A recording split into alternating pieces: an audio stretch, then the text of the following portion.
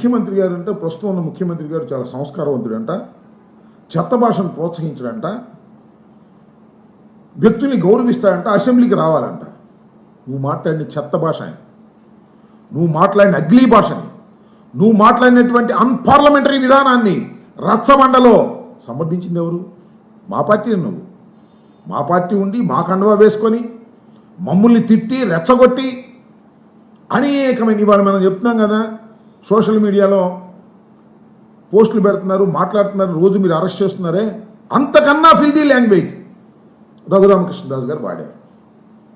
నేను ఈ సందర్భంగా చెప్తే రఘురామకృష్ణరాజు గారిని నేను వ్యక్తిగతంగా అనను, కానీ మొన్న అసెంబ్లీ ఎన్నికల్లో రఘురామకృష్ణరాజు గారికి ఒకనొక సందర్భంలో టికెట్ లేదనుకున్నారు. మీకు గుర్తుండే ఉంటుంది, చంద్రబాబు నాయుడు గారు టికెట్ ఇవ్వడనుకున్నారు.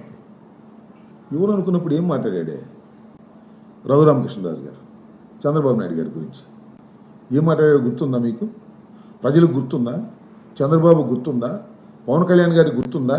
ఏం మాట్లాడు? నాకే టికెట్ ఇవ్వలేనివాడు ఇంకా రాష్ట్రాన్ని ఏం పరిపాలిస్తాడు, నాకే టికెట్ ఇవ్వలేనివాడు ఇంకా రాష్ట్రానికి ఏం చేస్తాడు అనేటువంటి మాట మాట్లాడుతూ రాబోయే కాలంలో మీ సంగతి తెలుస్తాను అని.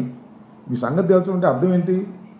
నేను ఎంపీగా వైఎస్ఆర్ కాంగ్రెస్ పార్టీలో ఉన్నా నా చేత నువ్వే మాట్లాడించావు, ఇవన్నీ బయట తీస్తాను అనేటువంటి మాట మాట్లాడిన మాట వాస్తవమా కదా చెప్పని అడుగుతా ఉన్నా.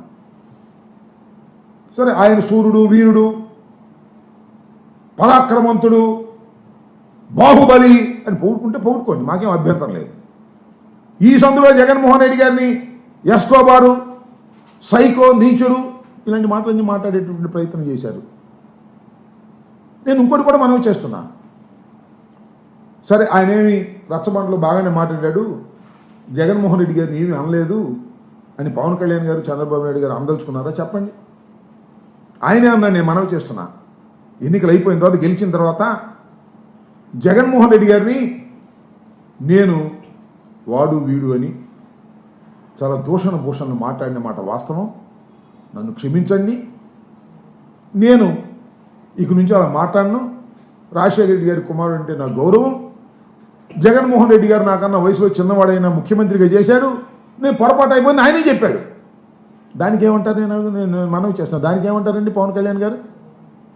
ఇవాళ జగన్మోహన్ రెడ్డి గారిని దూషించాను, నాది తప్పేను అని ఒప్పుకున్నటువంటి ఆ పెద్ద మనిషిని ఇవాళ మళ్ళా ఆ పెద్ద మనిషిని అక్కడ కూర్చోబెట్టారు. మాకేం అభ్యంతరం లేదు, మీకు మెజారిటీ ఉంది, కూర్చోబెడుతున్నారు.